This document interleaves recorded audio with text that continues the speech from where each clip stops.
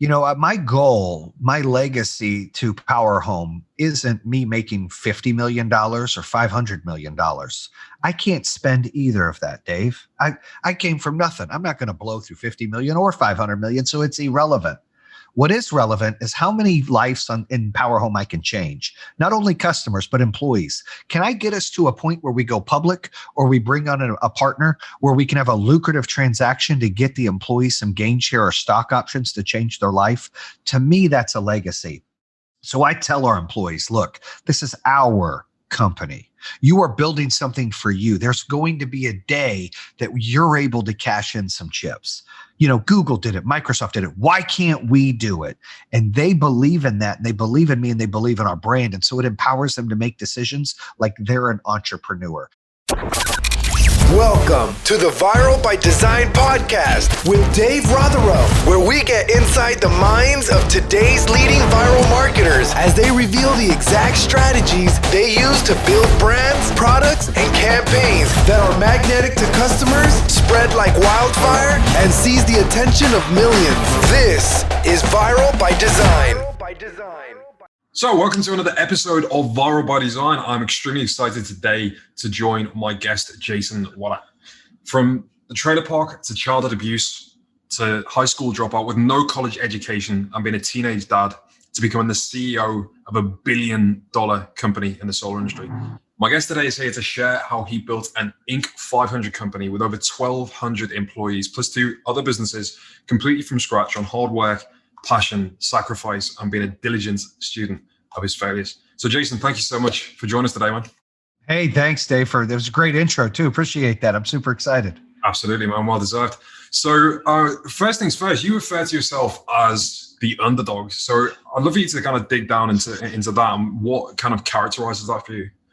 Well, I mean, I grew up in a little less than middle class. I wouldn't say it was poverty, but it was, my parents worked 2 or 3 jobs at one time. I was going to school and helping my dad deliver papers. He filed bankruptcy multiple times. There was some abuse there. And, we moved around. I went to like 8 schools before the 5th grade. So just a lot of that transitioning. And, then we moved to North Carolina, moved to a trailer park. And when I started to go to high school in North Carolina, I didn't know what a trailer park was. I was labeled and judged and disliked because of my financial status that I couldn't control as a freshman or a sophomore in high school. I would get made fun of because I bought fake Tommy Hilfigers. We all remember what Tommy Hilfiger used to be, and it's in again now, but it was really in back in the mid 90s. And I would go to a flea market and buy fake Tommy Hilfigers because that's all we could afford.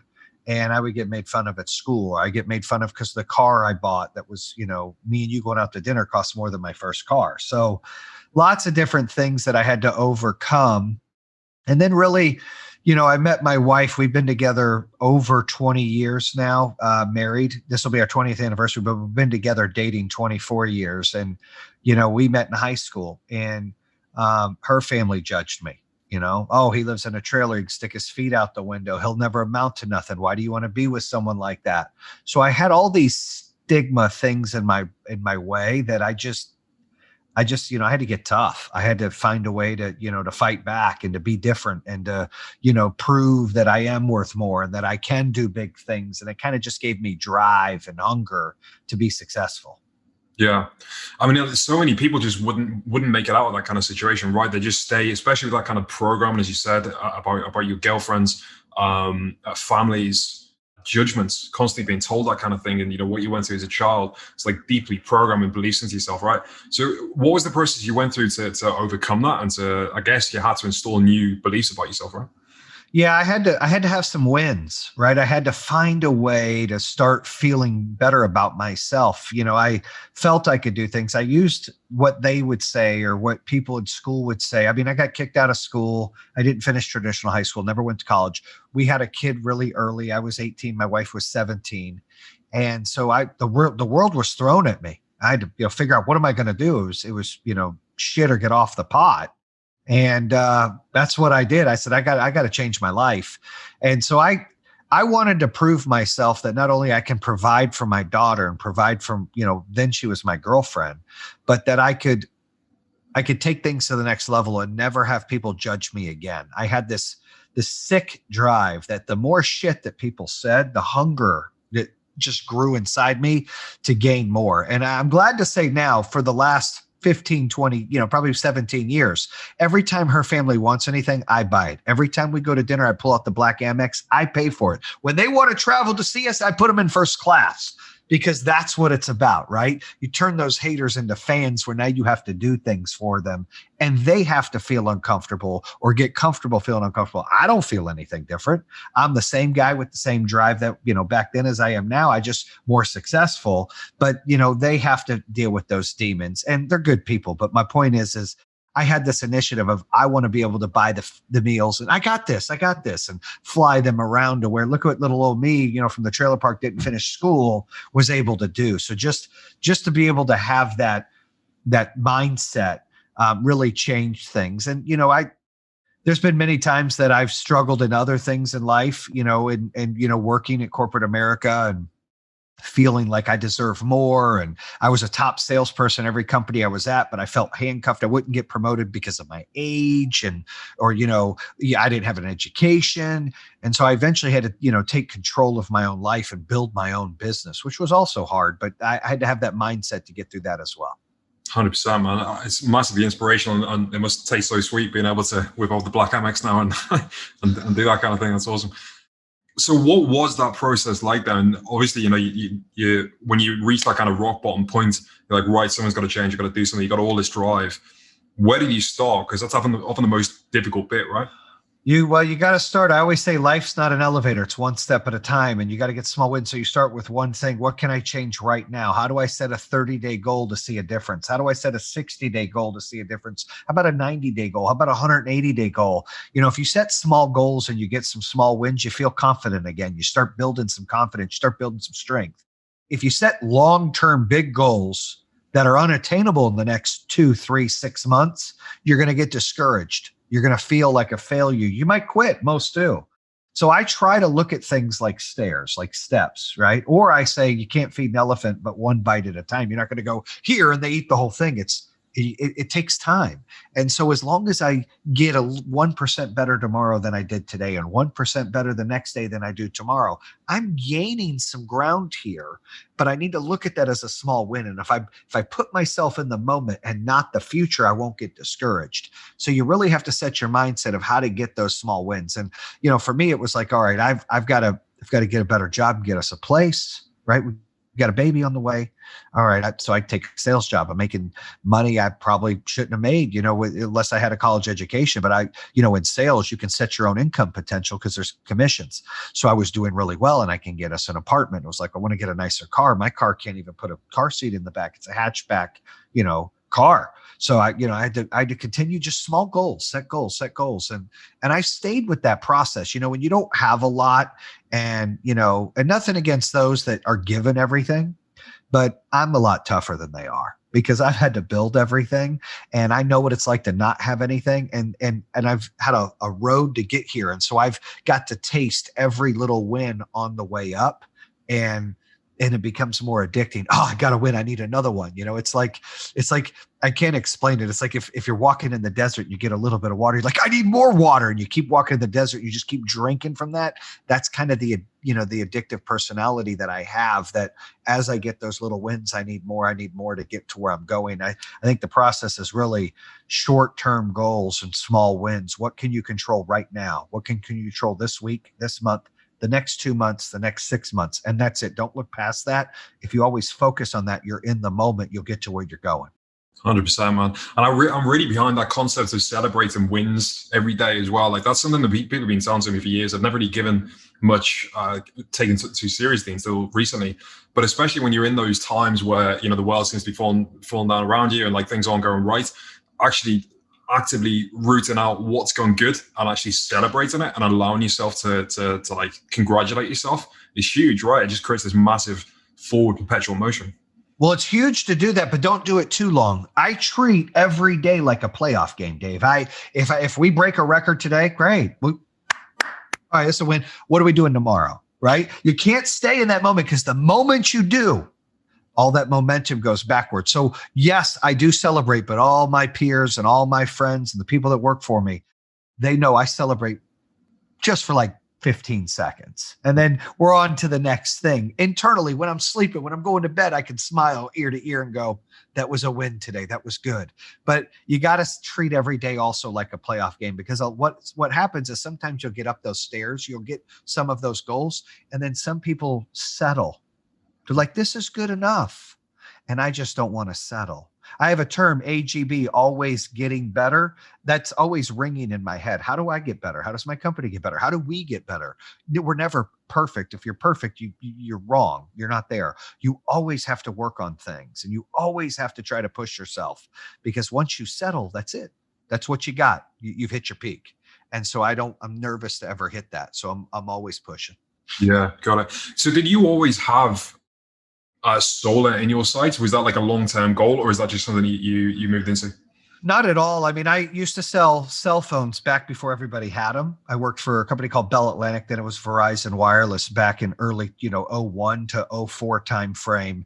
And, before that, I worked at the bank, a call center, selling checking accounts online. And I did really well at that. That a job I got with a fake resume. I don't advise doing that, but I was a hustler. How can I get in here and work? I could sell. I pretended I had a college degree, got the job. And then when they found out I didn't have a college degree, they kept me because I was so good at it. So, I did whatever I had to do to get out there and get the experience. And, when I did cell phones, it was weird because it was about 30% penetrated. And I would try to sell BlackBerry PDAs, and text messaging just started. And I would sit with these corporations and say, hey, look, this is the future. You're not going to be using that landline or fax machine anymore. You're going to be using these devices. They're like, no, we're not. I'm like, yeah. And that's what they were telling us at Bell Atlantic / Verizon. So I believed it, and it was the future.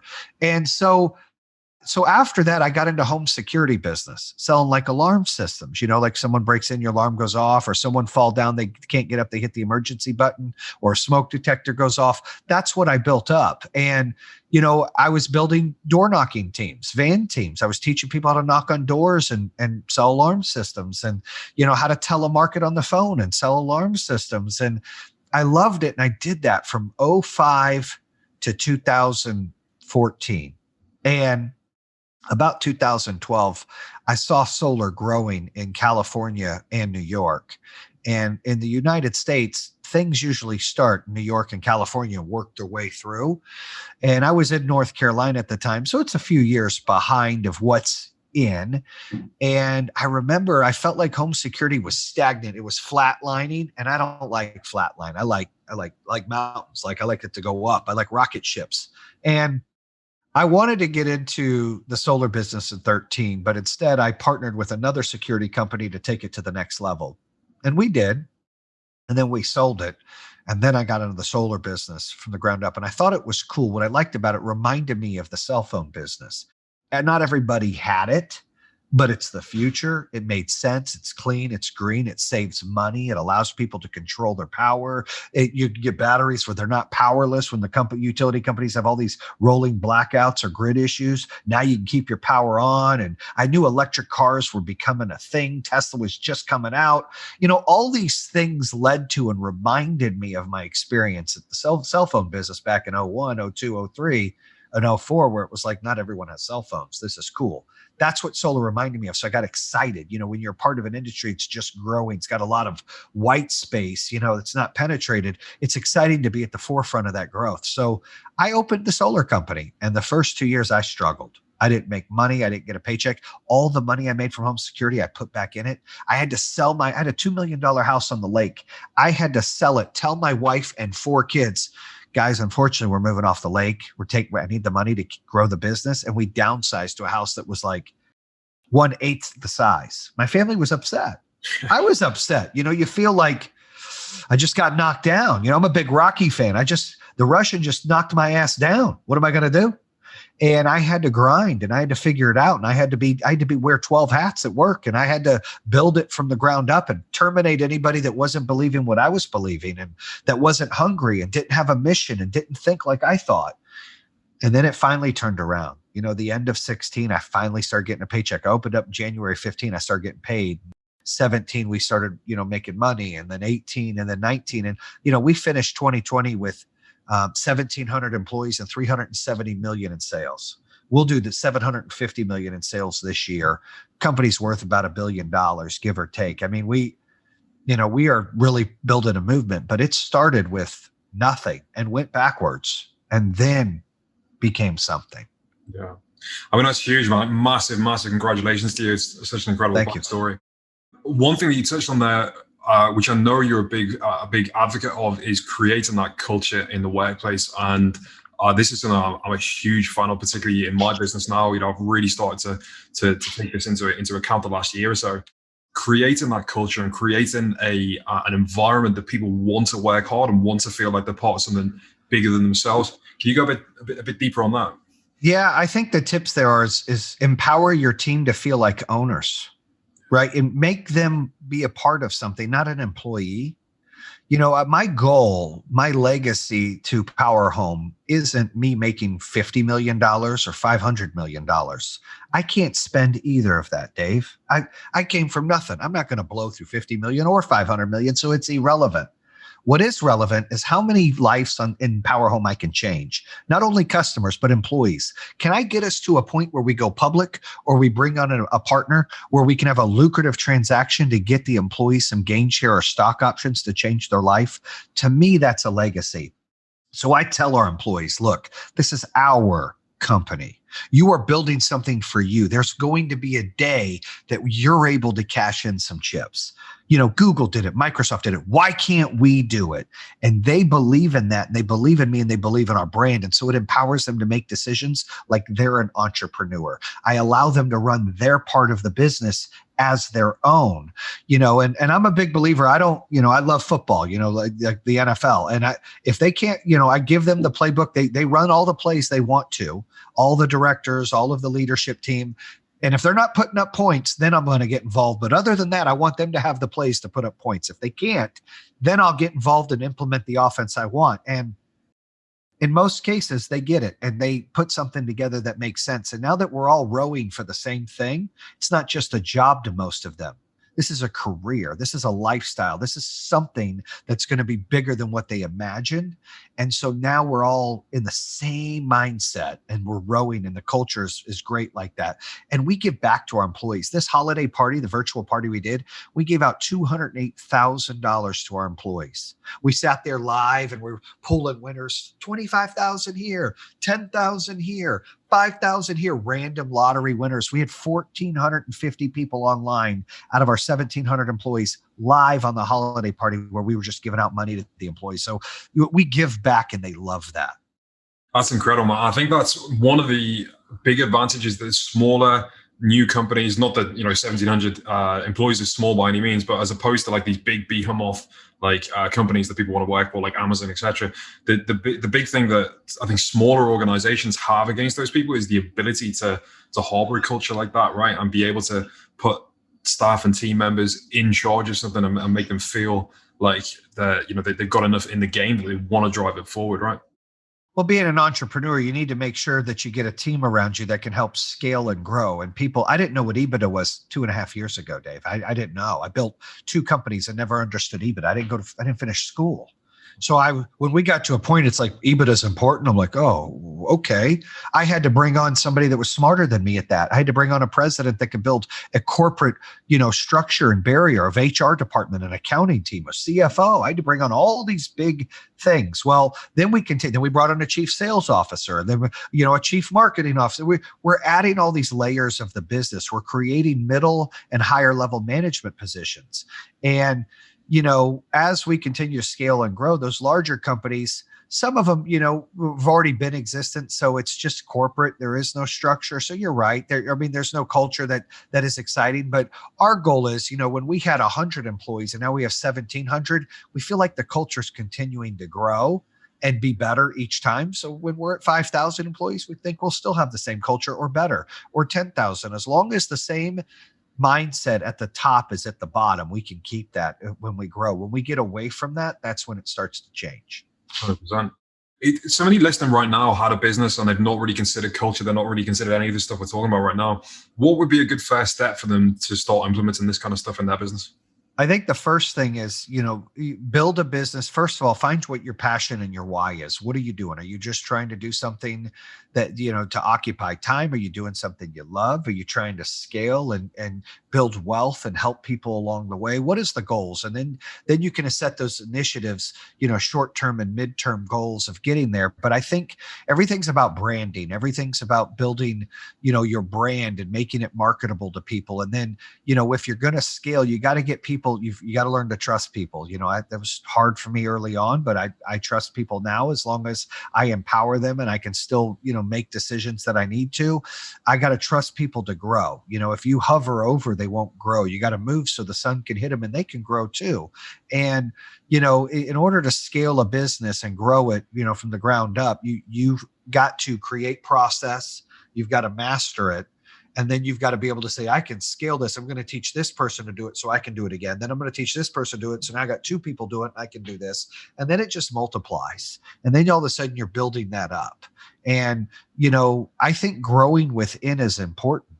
I think hiring people from the outside is not very healthy all the time. All of our sales leaders, we have on the sales side of our business, we probably have 350 people. And on the production side, 350 people. The rest of the people are all the middle part, the back end.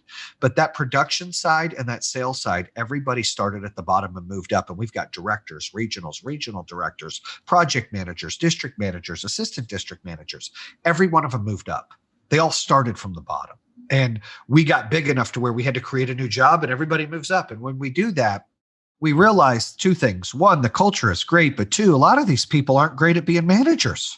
They don't have that experience. It's like, you're a great sales rep. We're going to make you a manager. Oh shit, you're not that good. So we created a training and development team, now that we're large enough, that goes in and they even work with me. I have a CEO coach. I try to get better. Our executive team tries to get better. Our directors try to get better. There's modules, there's training to make each one. How do I do KPIs? How do I measure my sales staff? You got to work with them. But if you have someone who believes in your culture, believes in your product and earns the respect of doing the job, then you can teach them to be a manager, promote them and work with them to be a manager. You got to get to there if they want to be. Not everybody wants to be. Some people want to be scoring points. Some people want to coach the people scoring points. It's all about what they want, but you got to put them in the position to succeed, and you got to give them the ability to succeed by getting the resources there. And the only way you get to that point is scaling by duplicating yourself. How do I get this person to do what I'm doing? How do I get this person to do what we are doing? How do I get these people to do what we are doing? And then you just keep piling on. And is that process facilitated by the guys that you brought on? Like when you said you had to bring on like a CFO and all those people and understand EBITDA, like was that, did those people kind of facilitate that for you? Or how do you filter that down and how do you maintain the culture throughout that as well? Well, they had to, first of all, I pick who came on the team. So I need to make sure that they have a why and they're passionate about what we're doing. It's not just a stepping stone or a job. And secondly, directors report to them. So at a high level spot, you're not going to grow within. Our executive team, they came from outside or were founders. Our accounting team, they need a certain education. They're hired from the outside. Our HR team, same thing. The rest of the company, we grow within. And we do that for culture reasons. It keeps that culture. We're looking at a director of operations or director of production. He started as an installer 4 years ago. He can elaborate and have conversations with everybody between him and that installer. He understands all the positions. He's been there. It's the same thing in sales. A director who started as a field energy consultant, he's been an APM, a PM, a district manager, a regional. He's been all those. He understands each position. So that allows a lot of credibility there, and it allows a lot of excitement for people that come into the company to see real life growth stories. When you go to corporate America, you're like, what are my options? I mean, I can make money, but maybe my goal is to be a bigger part of a business. And I don't know where my growth up. Where's the map here for me to get there? We show them the map and we show them real success stories, real live people that have moved where you are. And here they are. You have this shot to be here. They did it 2 years. You could do it in 1. And so they buy into that. And when we bring the high level, the CFO and the president, make no mind, we're the Avengers, right? It's important. Superman can't win alone. He can't. But if you bring the Avengers together, right? And if I'm pulling Captain America and I got all these other superheroes that have different powers than me, now we can really succeed. but there's still got to be one decision maker. There's still got to be one face. So I hold the executives accountable and they hold the directors accountable. Therefore, it is one mission and it is one culture and it's one belief. I don't allow us to be equal, like, oh, you do what you want. No, no, no, no, no, no, no. It starts with me and works its way down. And that's how I keep that control. Yeah.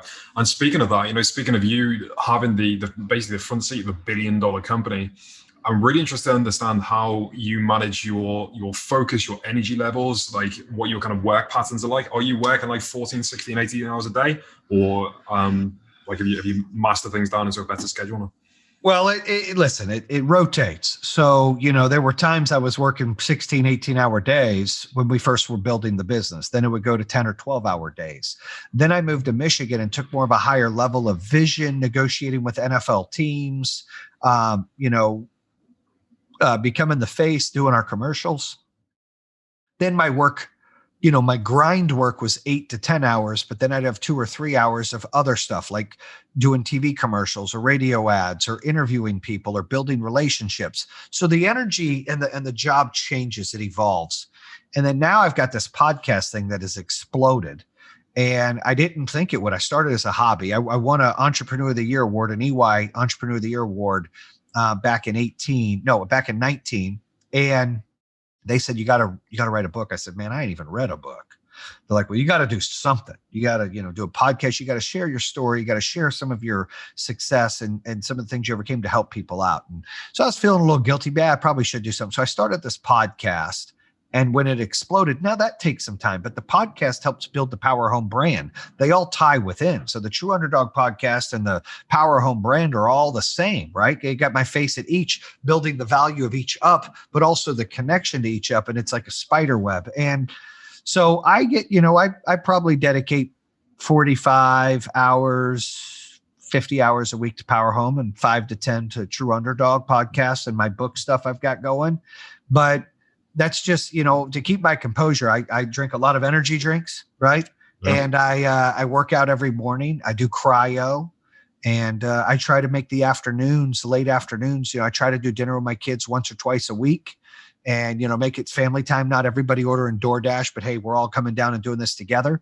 And then I watch shows and hang out, watching TV in the bedroom, spend time with the wife that way, so we can reconnect for the day and reset my brain. It's important that you do that. And I try never to work on Sundays, and I try to work very, very, very little on Saturdays. Yeah. I love that you do cryo, man. I'm very much into that. I'm very much into biohacking. And are you doing the actual cryo chambers? Yes, and I love it. I do like 4 times a week. I love it. Yeah, so I'm currently. I used to have a cold plunge down in the place that I lived in Spain, and that was just incredible. The full immersion. But I just do a minute, 60 seconds at the end of the shower, which is getting pretty cold here in England right now. So the water's pretty cold. I do a 3-minute chamber. I get in there for 3 minutes. Yeah, it's cold. Yeah, right. Yeah, and because it's slightly different with the chamber, right? Because you're not actually in contact with any water, so. Is that right, that it doesn't feel as cold, but it still has the same effect? I don't know if it doesn't feel as cold. It's cold. Minus 270, right. But it feels like an ice bath. And, I got turned on to it from a couple of the Detroit Lions players, couple of the NFL players said, like, man, you got to go try this out. So I don't like cardio. Like, I don't go to the gym and run. That's just not my deal. But when you do cryo, you burn like 500, 800 calories in the 3 minutes. And then it helps with your immune system, and it helps with your focus, and it helps with depression. It does so many benefits. So when I go in there, my endorphins are skyrocketing. I feel great after. But it is miserable 3 minutes. I'm dancing and I got this. Yeah, you're doing one of those, but it is tough. But it's similar to the ice bath, but you're stuck in there and the gases are going in, and you got to wear socks and gloves and boxers, but you're freezing and it goes down to the bones. Yeah. But it's worth it. Yeah, absolutely. 100%. That's pretty cool, man. I'm going to have to try out the proper cryo experience at some point myself. So obviously now we're living through some pretty fluctuating economic times, right? There's lots of opportunity. There's lots of stuff falling to pieces. Yep. For people who are kind of starting out, if you could give those kind of people advice from looking back on your own career, like what opportunities they should be looking for, what principles they should be applying to decisions they make? I think, online businesses, food business, beauty business, counseling type business, therapy, anything that you can do online and scale, I think people need to look at. And I think anything that you've ever wanted to do or thought about doing, if you had a life-changing event for the bad, or maybe it's not bad, it's just different in 2020, use 2021 to do what you want. Take a chance, because the worst thing you can do is not do something and then regret it. That's horrible. If you even think you're going to regret not trying something, that means you need to try it, because the worst thing you can do is have regrets. I think try and fail's okay. You learn, but you got to try it. And I like online businesses because they're scalable. You can get influencers to help you out. You can promote it that way. In the world we live in, that's a little easier. And people, we evolve as people of how we get information. And as long as you stay ahead of that curve and you don't stay in the same thing all the time, I think that your business can grow. I love that message. If you might as well try it, it reminds me of that quote, but I think it's Jim Carrey quotes his dad as saying, you might just as well fail doing something that you don't want to do. So you might as well have a go at something you do want to do. Right. I agree. I mean, think about it. When we don't, if I wanted to try something and I didn't, I'm going to go maybe it's a whole lifetime of regret. Maybe it's a week of regret. Maybe it's 5 weeks of regret, but I'm going to sit there and think about it. Like, why didn't I do that? Why didn't I do that? And to me, that's the worst feeling. That's worse than falling flat on my face, because at least I won't have regret. And I learned something. Like, oh, well, I can't do that. At least I learned something. Yeah. Well, so what are you most excited about 2021 then? You got so much going on. Like, what's your focus right now? And what are you gearing up for? Well, our company is getting ready to go to transaction mode. We're going to bring on a different financial partner than what we have now. We have minority investment company now. They're going to get bought out. We're going to bring another partner on. It could be we're talking to some big companies. So we're excited about that. We're excited about continuing to build a movement. That's our motto. BAM, one panel, one customer, one employee at a time. So we're following the same vision and the same mission. And, we're going to duplicate. We're opening up other states. We may go a little bit into Canada coming up soon. So I'm excited about that. And then I got a book coming out. Like I said, I never read a book, but I'm writing a book. I got 4 chapters done. I don't physically write it because my grammar sucks, but I interview a ghostwriter and she writes it. She wrote David Coggin's book. And it was a New York Times bestseller. And he's a great motivational guy. We have a similar personality, she said. So she's writing my book. I think it'll do okay. If it doesn't, that's okay. As long as it helps one person, I don't care. Well, I do care because I want to win. So I want it to do great. I won't lie. But if it doesn't, then I'll learn why it didn't and I'll write a damn another one. But I believe it'll be fine. And then I've got the podcast exploding, which is really exciting. I mean, I was a top 5 entrepreneur podcast back-to-back months, had some pretty cool guests on there. And I continue to build that up. And it's exciting. I can help. I just started getting on the new thing, which is called Clubhouse. And so I've got a thing going on there Saturday mornings at 11 a.m. Eastern. That is, it's exciting. I talk about entrepreneurship. I've got a decent following there. That's an exciting platform to really build a business or build relationships and network. So I'm doing a lot of that. But I'm just excited to be out of 2020, dude. All the bullshit, the nonsense, and the COVID. I hate China. I blame China. Be grateful Jayson Waller wasn't president because China wouldn't be here. I've gone on record saying that 4 or 5 times. Like, this is ridiculous that we've all had to suffer, you, me, everybody, because of that nonsense, that they're bullshit. Like, it's ridiculous. And then the media, like, somebody needs to smack around the media a little bit, because all they've done is scare everybody, including these children. And this is ridiculous. I mean, yes, there's a problem, but it's not the end of the world. We need to relax. And, so I'm just glad to get past that. And I'm excited about 2021. You and me both, man. Like, it's definitely, as we were saying just briefly, I think before we got on the call, it looks like we're turning around a massive corner and there's so much opportunity. And, the advice that you shared today, I'm sure is going to help so many people listening. So thank you so much for sharing everything with us. Where can people go to find out more about yourself, follow you, etc.? Yeah, thank you. So you can go to trueunderdog.com. You can go to jasonwaller.com. True Underdog's the podcast. We're at iHeart, Spotify, Apple, Google Podcasts, and YouTube. My Instagram is Jayson Waller, BAM, BAM.